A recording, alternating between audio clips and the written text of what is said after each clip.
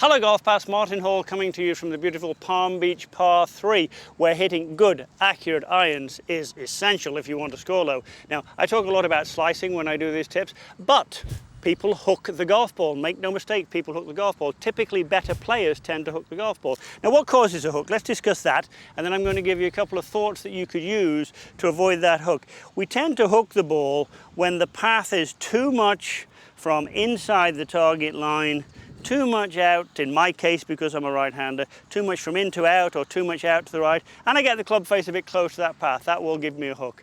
Now, the drill that I'm going to suggest you use came from Nick Price. Take no notice of that noise you hear in the background. I'm going to tell you what it is in a moment. It's coming from this sensor on my wrist.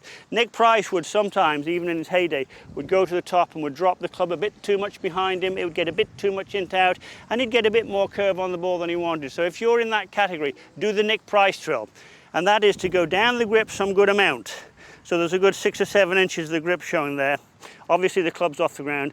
Go to the top of the swing and then try and stab yourself in your lead thigh. It's a feel, it's not real. But if you tried to stab yourself in your lead thigh here, then that club's going to be out there. It can't be too much into it. It's a great feel, it's a great image to have.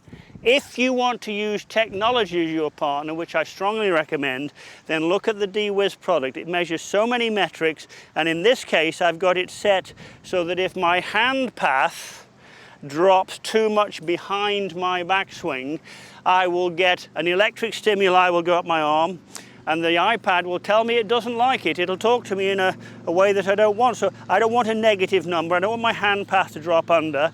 Let me see what I can do here and see if I can swing without getting a jolt. Because if I took a practice swing, let me show you the bad one. If I took a practice swing,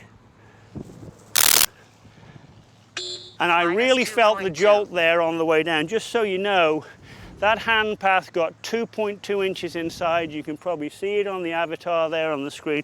And that would be exactly what you don't want if you're hooking the golf ball. So if you hook the ball, you'd want something more like this, where the hand path would come down straighter, might even come slightly across. You would avoid the electric impulse. But the feedback with deWiz is just, well, it's fantastic. That's all I can say. Let's see how I can do here, trying to avoid that electric stimuli, trying to have a better hand path. Here we go. And that's a bit of a fade, which I meant it to be. And that hand path is 1 inch above my backswing, which is something that you tend to see with better players actually, that the hand path might be just slightly above the backswing. That's how they limit the hook.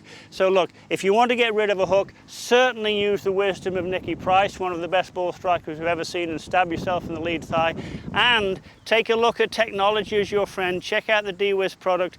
All the best players are using it in this game of golf, and they're improving because of it, and so will you.